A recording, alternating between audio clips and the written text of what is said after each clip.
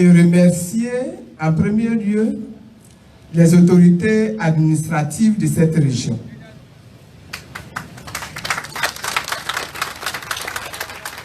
J'ai été particulièrement touché par l'attitude républicaine et l'accueil chaleureux des préfets et sous-préfets dans toute cette région, je dirais même plusieurs régions que j'ai traversées avec ma délégation pour arriver ici, et je voudrais les féliciter pour cette attitude républicaine. Je voudrais remercier les forces de sécurité.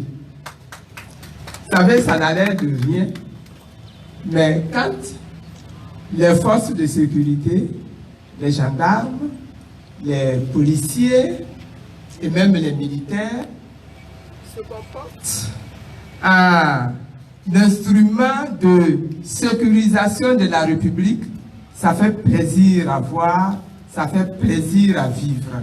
Et je voudrais vraiment vous saluer et vous remercier tous. Je voudrais saluer les autorités politiques qui sont présentes ici. Particulièrement nos frères du PDCI qui sont venus en grand nombre pour participer à ce meeting convoqué par le Front populaire ivoirien. Je peux dire, vu ma vieille expérience, que ce n'est pas arrivé toujours comme ça. Mais c'est Dieu qui fait bien les choses. Et aujourd'hui, Dieu fait bien les choses. Et je voudrais les saluer, je voudrais les remercier, je voudrais les féliciter, parce que c'est comme ça qu'on construit la République dans un pays.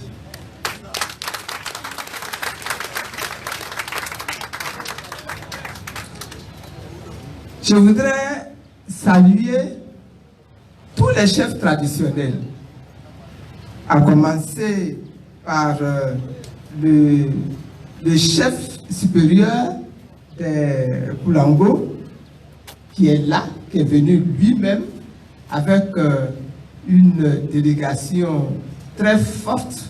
C'est vrai que c'est un ami, mais avant d'être un ami, c'est une autorité politique.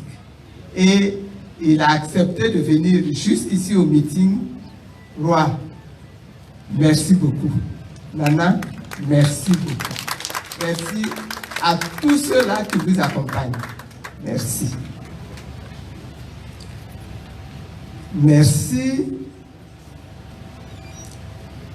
à Doubibi 2 est là également. Je voudrais également le remercier d'avoir fait le déplacement. Merci d'être là. C'est comme ça que vous nous encouragez, nous autres, qui sommes vos administrés, vos sujets, vos enfants, vos épouses. Vous nous mettez sur le bon chemin de la réconciliation et de l'entente. Merci d'être là, vous tous. Merci, finalement, à la population. À vous tous, hommes, femmes, jeunes, enfants. Merci pour cette grande mobilisation. Merci pour la joie. Depuis le début, je suis accueilli avec une grande joie, avec de la liesse même, avec vraiment de la ferveur.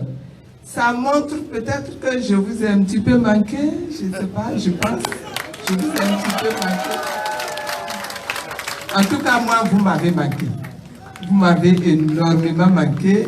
Merci d'être là, merci d'être venus si nombreux pour participer à ce meeting.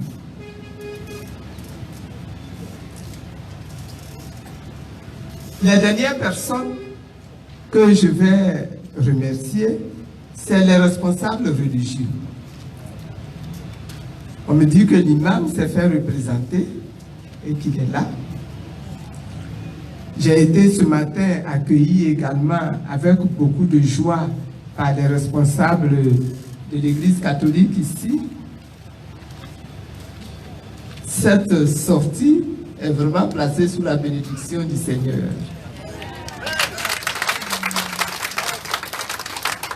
Merci beaucoup. Les nouvelles ont déjà été données. Je suis venu avec une forte délégation d'Abidjan, juste pour accompagner l'un des nôtres, mais un de vos fils qui vous est cher ici. Je voulais moi-même voir comment dans le Zaza et dans le Gontougo, comment on accueille un fils qui est parti dans la mort et qui revient de la mort 8 ans, n'est-ce pas, après un séjour à l'étranger.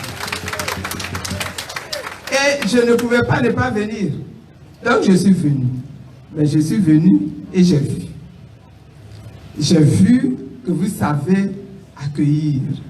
J'ai vu que vous aimiez votre frère, votre fils, Richard, Kwame Sékré, qui est parti, bien malgré lui, vivre à l'étranger pendant 8 ans. Alors je vous le ramène. Avec mes amis, nous vous le ramenons.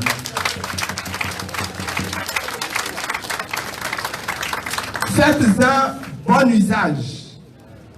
Mais je voudrais vous dire qu'il nous est cher. Et que si vous n'en voulez plus, parce qu'il est parti et qu'il est resté trop longtemps, ramenez-nous, nous on est prêts à l'accueillir à Abidjan. Sinon, je voulais ramener avec les amis. Il était au Ghana. Il est resté au Ghana pendant 8 ans. Il est parti avec d'autres. Et certains qui sont ici présents sont revenus en même temps que lui le 31 janvier 2019. C'était un grand jour pour nous. Nous les avons accueillis à Abidjan. Nous avons fêté leur venue parce que nous croyions qu'ils ne pouvaient pas ne pas rentrer. Vous savez, moi-même, j'étais à l'école de gendarmerie et puis je priais et je disais, Seigneur, ça commence à être long. Seigneur, vraiment, faites que ça cesse. Hein? Seigneur, vraiment, j'ai envie de marcher librement maintenant dans ma ville.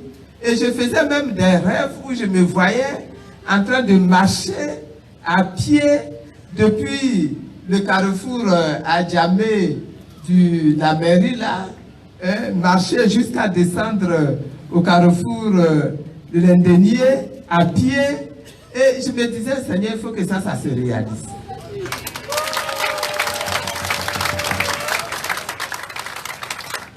C'est vrai que j'étais persuadé que un jour j'allais sortir. Hein. J'étais persuadé que ça allait se faire. Oh, les gens m'ont condamné à 20 ans. J'ai dit, oh, ils ne connaissent pas Dieu.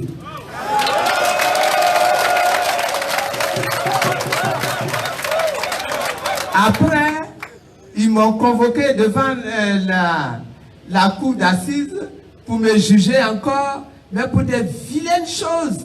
Ils disent que j'ai tué, que j'ai... Enfin bref, c'est pas la peine de répéter tout ça. Et puis, mais là, Dieu est intervenu puissamment. Et Dieu a fait un grand miracle. Les juges et les membres du jury, ils sont allés se concerter. Quand ils sont revenus, ils disent la femme là, elle n'a rien fait. Elle est acquittée. Donc, j'étais persuadé que Dieu, il ne fait pas un seul miracle. Hein. Quand il a fait un, il faut attendre que le deuxième arrive. Et ça n'a même pas duré un an après le deuxième arrivé. Et un soir, pendant que j'étais en train de regarder Zimagique. Il y en a qui connaissent Zimagique ici. La télévision Zimagique. Ah, là-bas, c'est ce que j'ai regardé. C'est une chaîne indienne qui fait des films. Donc, c'est ça que j'étais en train de regarder. Et puis, on dit, bon, on va zapper un peu. On a zappé, on voit quelqu'un à la télévision qui est en train de dire, voilà, ordonnance d'amnistie, 800 personnes libérées, première personne libérée, Madame Simone Veil-Gbagbo. J'ai dit, Dieu vient d'ouvrir la porte. Mais je vous assure que cette porte-là que Dieu avait ce jour-là, mais c'est notre porte à nous tous. Et j'ai dit, aujourd'hui la porte est ouverte, je sors. La porte là, elle ne va pas se refermer. Parce que Dieu lui-même, il a dit, j'ai mis devant toi une porte ouverte que personne ne pourra refermer. Et la porte n'a pas été refermée. Quelque temps après, ceux du Ghana sont rentrés. Mais avant même qu'ils n'entrent, vous n'étiez pas encore rentrés. Hein. Juste avant que vous ne rentriez, la porte s'est ouverte même avec un fracas. Et on a dit, Gbagbo Laurent, il est acquitté de 4 charges d'accusation. Il peut être mis en liberté immédiatement. La porte est ouverte. Quelque temps après, et ils sont revenus. La porte est toujours ouverte parce qu'il y en a encore qui sont là-bas. Le diable continue de remuer sa queue. Le diable dit, toi tu dis que c'est Dieu qui t'a libéré. Nous on barre le chemin là ici. Donc ils ont barré, ils l'ont bloqué encore là-bas. Mais je vous assure, hein, il va arriver. Il va arriver. Est-ce que vous avez vu un jour le diable triompher de Dieu? Donc, préparez-vous, préparons-nous. La fête d'aujourd'hui, là, c'est le premier jour de la mise, de l'entraînement, la mise en jambe pour l'arrivée de Gbagbo Laurent. Parce que quand il va arriver, là, on va tous aller à Gagnoa. De Bandoukou ici jusqu'à Gagnoa. Donc il faut que dès à présent là, on chauffe le coin et qu'on se prépare bien. Sinon il est là-bas, hein? Il regarde ce qui se passe ici, il suit tout. Et il va bien. Continuons de prier seulement. Et que les petites herbes qui sont restées sur la route là soient arrachées, dégagées, consumées, brûlées. Et puis qu'il ouvre la porte et qu'il vienne.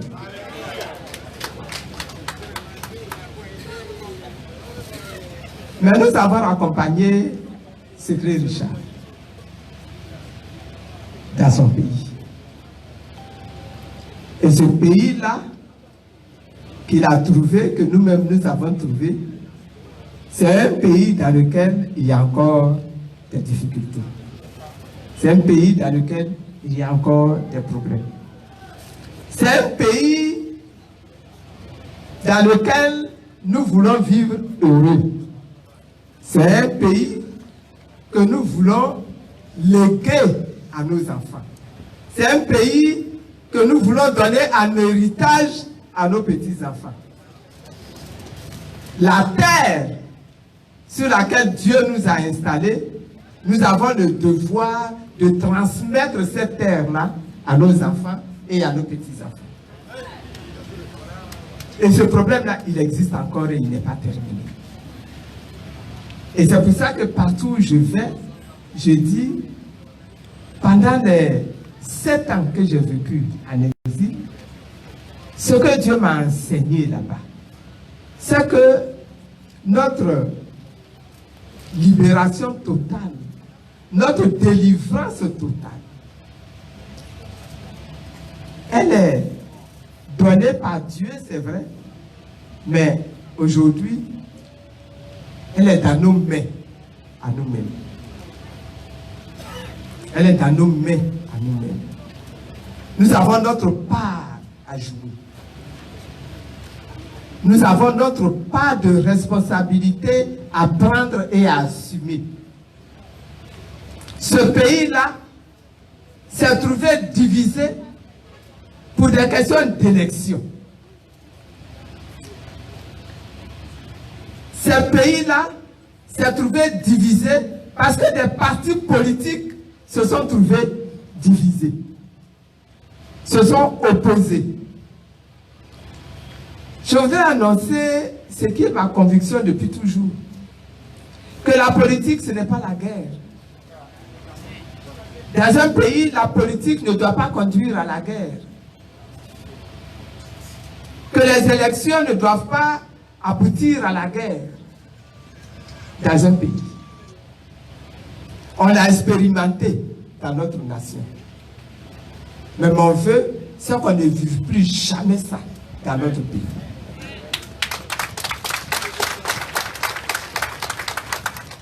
C'est pour ça que, en adulte que nous sommes, en responsable que nous sommes, nous avons le devoir, dès maintenant, au moment où nous voyons arriver les élections de 2020, nous avons le devoir, dès maintenant, dès aujourd'hui, sans attendre d'entrer dans 2020, dès maintenant, nous avons le devoir de nous asseoir, de discuter et de sortir de ces discussions-là des résolutions et des décisions consensuelles.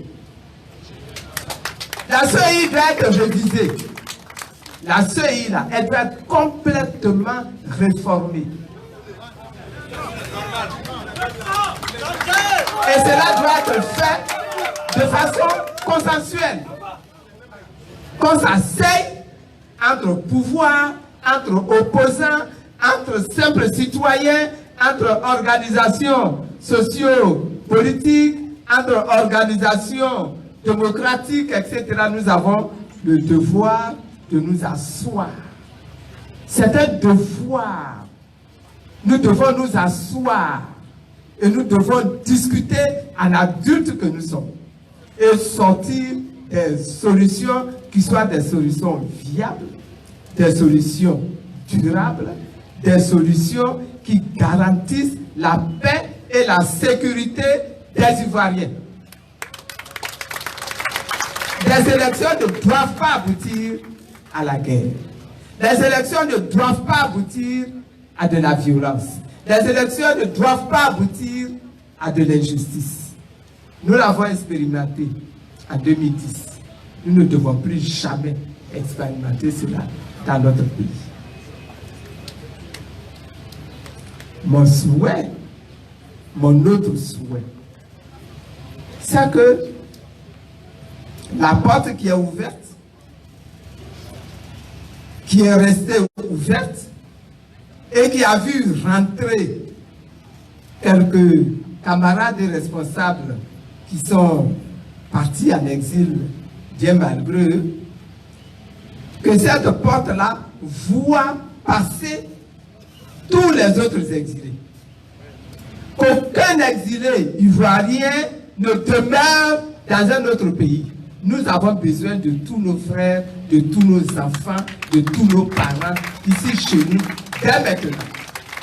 Dès maintenant. Nous avons encore des officiers de notre armée qui sont en prison à cause de cette crise. Alors que une loi d'amnistie a été prise. Une loi d'amnistie, quand elle est prise pour régler des faits. Elle n'est pas prise pour régler des cas de certains individus, mais elle est prise pour régler des faits. Et ces faits-là, c'est qu'il y a eu la crise, c'est qu'à cause de la crise, des personnes ont été arrêtées et qu'aujourd'hui, on annule ces faits pour que ces personnes-là recouvrent la liberté. Et grâce à cela, moi, Simone Gbagbo, je suis aujourd'hui en liberté. Ce sont les mêmes faits qui maintiennent aujourd'hui en prison le général de Goblé et ce n'est pas normal. Ce sont les mêmes faits qui retiennent aujourd'hui en prison l'amiral Vagba et ce n'est pas normal. mon vœu, mon souhait, c'est que tous ceux-là qui aujourd'hui sont encore détenus dans nos prisons, où qu'ils soient, que eux tous soient mis en liberté. Ça va même contribuer à faire tomber la tension. Ça va contribuer à ramener la paix et la volonté de réconciliation. Alors qu'on les libère. Je le réclame encore aujourd'hui, qu'on les libère. Monsieur du PDC, le Boukaye. Le Boukaye n'a qu'un joué. Le Boukaye.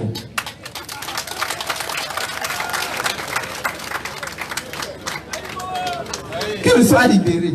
Évidemment, j'ai dit ça à Nani. Moi, je ne comprends pas Koulango, je ne comprends pas Abron, mais je suis sûr que les Koulango et les Abrons que vous êtes là, vous comprenez Nani. N'est-ce pas? Ah.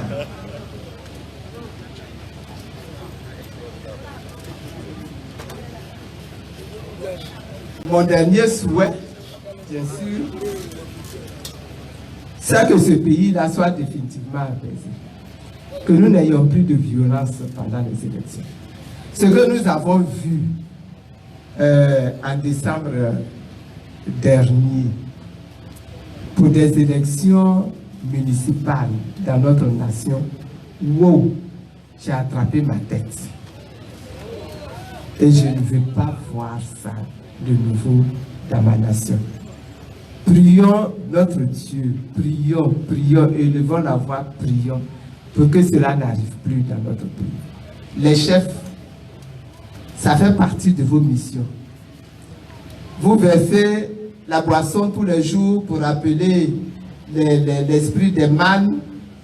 Priez pour que les cœurs de tous ceux qui sont des décideurs dans cette nation, que leurs cœurs soient touchés, que leurs intelligences soient touchées, que leurs âmes soient touchées, pour que ce problème-là soit définitivement réglé, que nous n'ayons plus de violence pendant nos élections.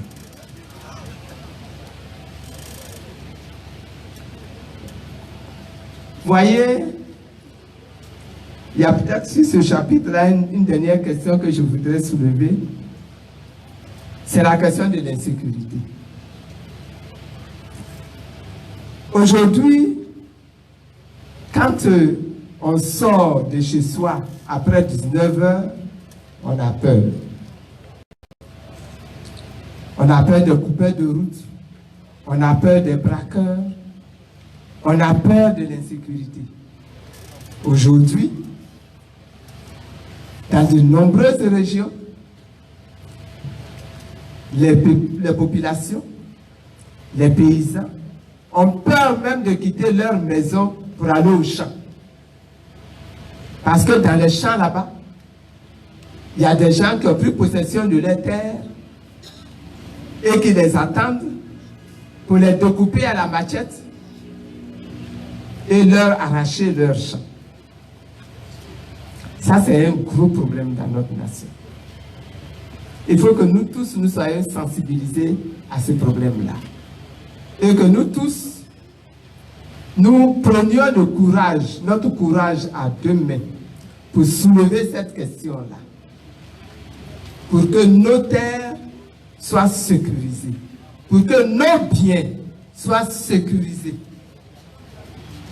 Sinon, tout le travail de réconciliation qu'on va faire sera inutile et sera nul. Si les populations ne peuvent pas se déplacer d'une ville à l'autre, d'un village à l'autre, s'ils ne peuvent pas se lever pour aller au champ, mais il n'y aura pas la paix dans notre pays. Il n'y aura pas la paix dans notre pays. Et c'est pour ça que quand je fais l'appel au pardon, que je dis c'est important de pardonner, il y en a qui me répondent, comment est-ce qu'on va pardonner alors que nos champs nous sont arrachés et sont la propriété d'autres personnes? C'est un problème. C'est un problème. Or, il nous est obligatoire de régler le problème des dissensions, des palabres qu'il y a entre populations dans notre pays depuis 2000, même depuis 2002 que cette crise-là tue. Nous avons d'énormes responsabilités là. Et chacun doit faire de ce problème-là son problème. Nous devons pardonner, c'est vrai. Parce que si nous ne pardonnons pas, nous n'avons aucun autre moyen de ramener la paix dont je parle là dans notre nation. Si nous n'acceptons pas de renoncer à toute la rancœur qu'il y a dans nos cœurs, si nous n'acceptons pas d'abandonner tous les chagrins que nous avons connus, qui sont des chagrins légitimes, mais que nous avons vécu, que nous vivons encore. Il y en a qui ont perdu des parents pendant ces crises.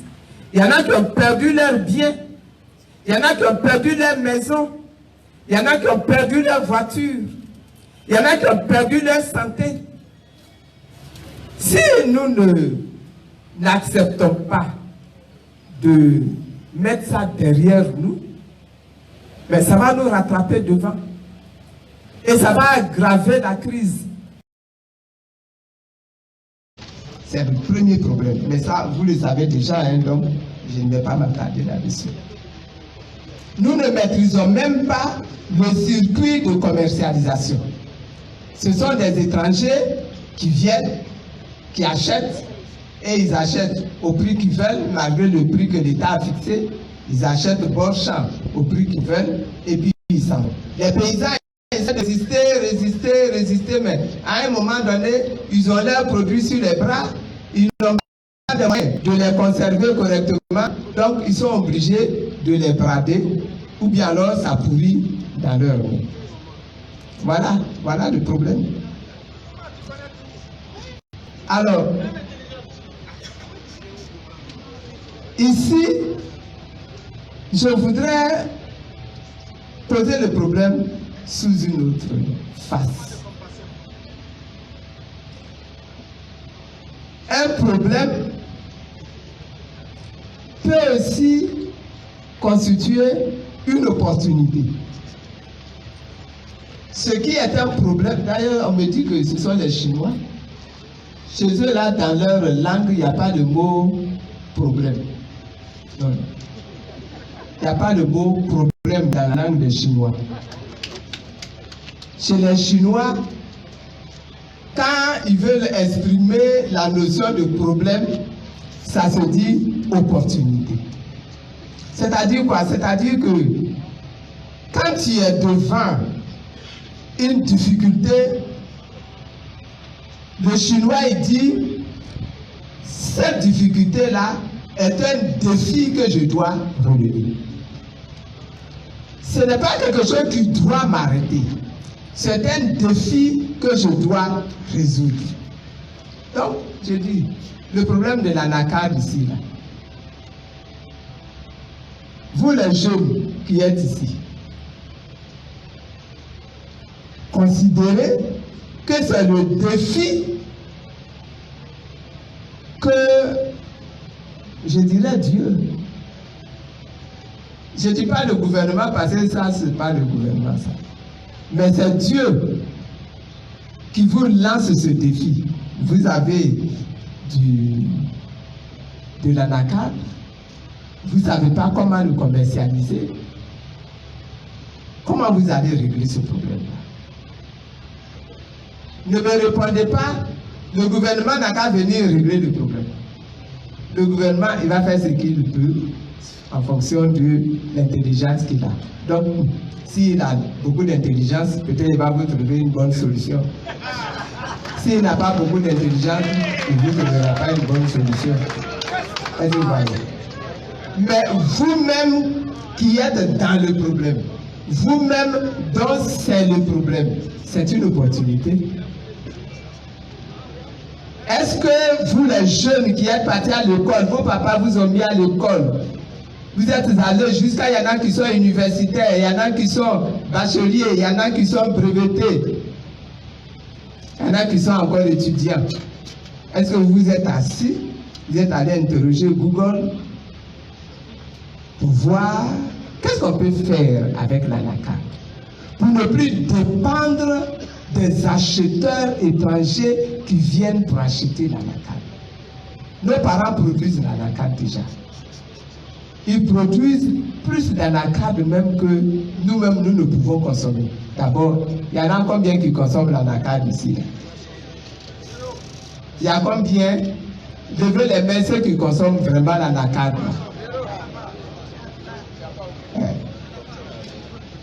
Est-ce que vous voyez? C'est pour ça que je dis que donc c'est une opportunité. Qu'est-ce qu'on peut faire de tout cet anacarde-là qui nous reste sur les bras? Est-ce que vous savez que l'anacarde est une graine qui contient beaucoup d'huile? Et que l'huile de l'anacarde, là, c'est ça qu'on prend pour faire les vidanges des moteurs des avions. Est-ce que vous savez ça? Est-ce que vous savez que quand les Indiens viennent ici et puis ils achètent votre anacarde là, c'est pas seulement pour aller griller et puis manger ça comme arachide, c'est pour aller broyer pour faire de l'huile. Or, l'huile là, nos mamans ici là savent faire l'huile à partir de l'arachide là. Nos mamans font de l'huile, non? Ou bien, si nos mamans font de l'huile à partir de l'arachide, donc nos mamans là doivent savoir faire de l'huile à partir de l'anacarde. Et l'huile d'anacarde est une huile qui est de bonne qualité parce que c'est une huile qui soigne les gens qui souffrent de cholestérol et tout ça. L'huile d'anacarde, ça les soigne. On n'a pas besoin d'un gouvernement pour faire ça, pour prendre ces initiatives-là. Et vous savez, est-ce que vous savez que la pomme, c'est-à-dire l'anacarde là, quand vous êtes en train de récolter là, la plupart du temps, qu'est-ce que vous prenez? La plupart du temps, vous prenez la noix. C'est la noix là que vous cassez, que vous allez griller ou quelquefois même vous ne grillez même pas. Et puis vous vendez ça brut aux Indiens. Mais la pomme d'anacarde là, qui contient du jus. On est d'accord? Est-ce que vous savez qu'à partir de ce jus d'anacarde là, on peut fabriquer de l'alcool? Est-ce que vous savez qu'avec cet alcool-là, qu'on appelle l'éthanol, on peut faire tourner les moteurs diesel?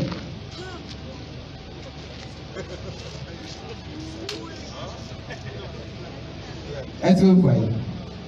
C'est pour ça que je dis, le problème de l'anacarde peut être une opportunité pour des gens qui veulent eux-mêmes maîtriser cette production. Je ne vais pas aller beaucoup plus loin parce que on va pas, c'est un meeting, c'est pas un cours. Donc je ne vais pas aller beaucoup plus loin, mais c'est un débat qu'on peut reprendre avec les personnes qui se sentent intéressées. Hein. Mais ce que je voudrais que vous saisissiez bien, c'est que chaque problème que nous avons a forcément une solution. Mais que souvent, nous restons dans la difficulté parce que pour apporter la solution là, nous comptons sur d'autres personnes. Nous comptons sur les Indiens qui vont venir acheter notre anacarde et puis qui vont partir.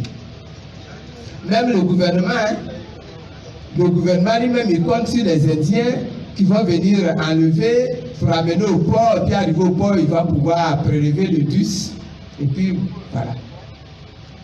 Alors que l'anacarde, là, il n'y a rien qu'on jette. Il n'y a rien qu'on jette. Vous faites de l'élevage ici. Le tourteau, là, ça permet de nourrir les bœufs et les moutons. Or, tout ça, là, c'est jeté.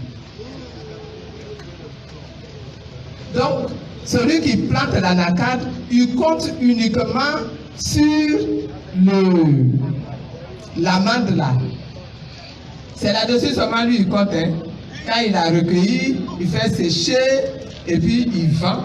et il attend l'Indien ou le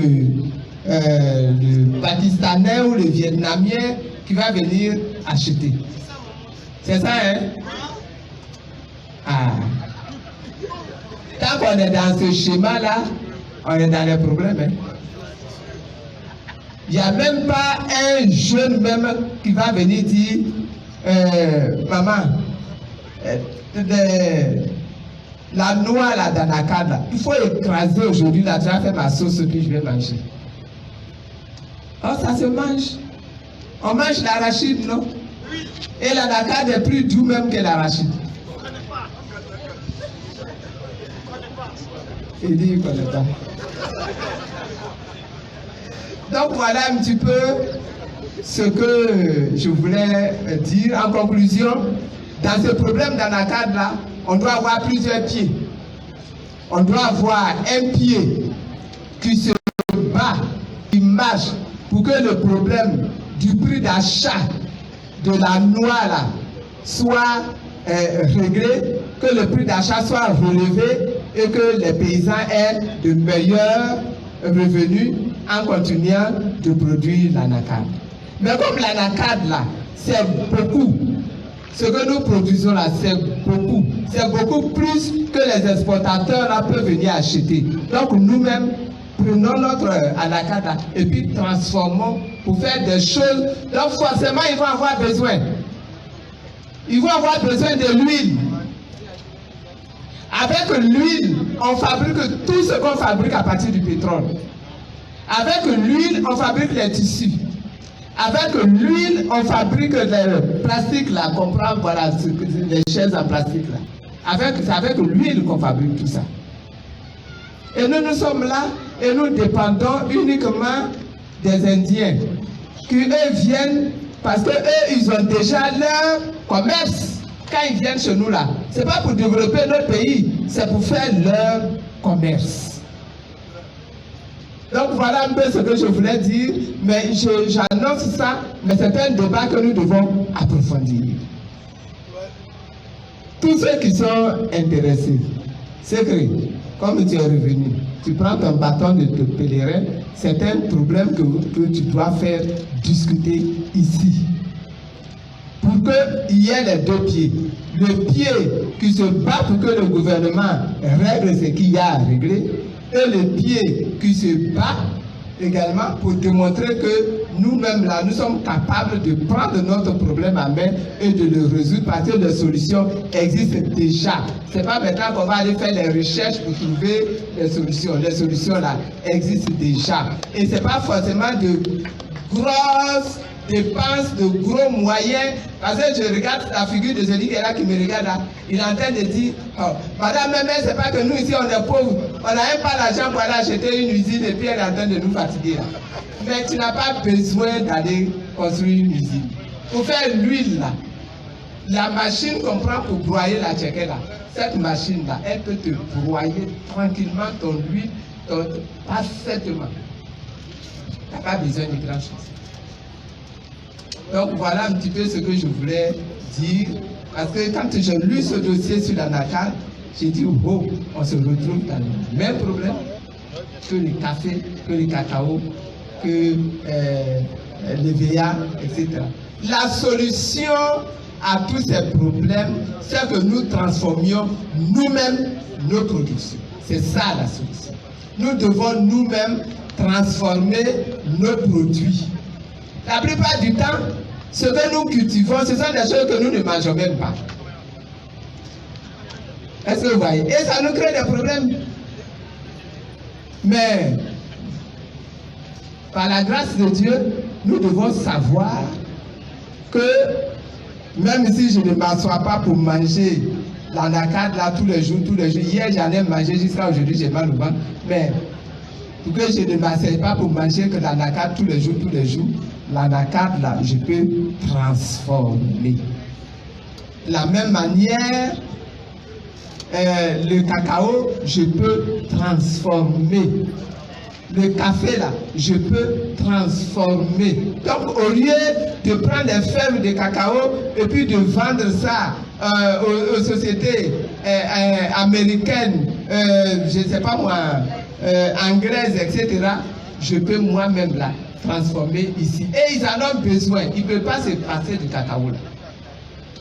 Ils ne peuvent pas se passer du cacao. Il n'y a pas un autre endroit où ils vont trouver. Côte d'Ivoire là même, premier producteur du cacao. Donc ils sont obligés de venir ici. Ils ne peuvent pas se passer de l'anacarde. La Côte d'Ivoire est devenue le premier producteur mondial de l'anacarde. Donc ils ne peuvent pas se passer de nous. Seulement nous faisons en sorte de ne pas nous retrouver pieds et poings liés dans leurs mains parce que nous n'aurons eu qu'un seul chemin alors qu'il y a au moins 10 chemins qui existent. Asseyons-nous et transformons pour nous sortir de ce unique chemin-là pour avoir plusieurs chemins à notre disposition. Voilà ce que je voulais dire à propos de l'anacarde. Et pour finir, je voulais donc encore vous remercier. Vous remercier pour tous les présents, pour tous les cadeaux. J'en ai reçu beaucoup. J'ai reçu des bœufs. Je vais aller vérifier en mangeant la chair des bœufs là s'il y a des touteaux d'anacarde dedans qui ont rendu les chairs là très douces, succulentes, bien parfumées. Sinon, je vais revenir ici pour réclamer ça. Que Dieu nous bénisse. Que Dieu bénisse tout le Bantogo. Que Dieu bénisse tous les enfants. Que Dieu bénisse le séjour du frère Kwame Segré Richard ici, chez lui. Et que Dieu bénisse toute la Côte d'Ivoire. Je vous remercie.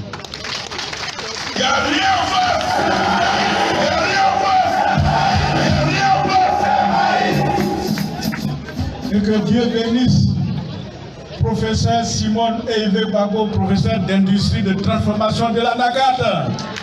Vous avez compris, non? Voilà. Merci beaucoup. On va y aller avec Tanti Choc en attendant les dernières consignes.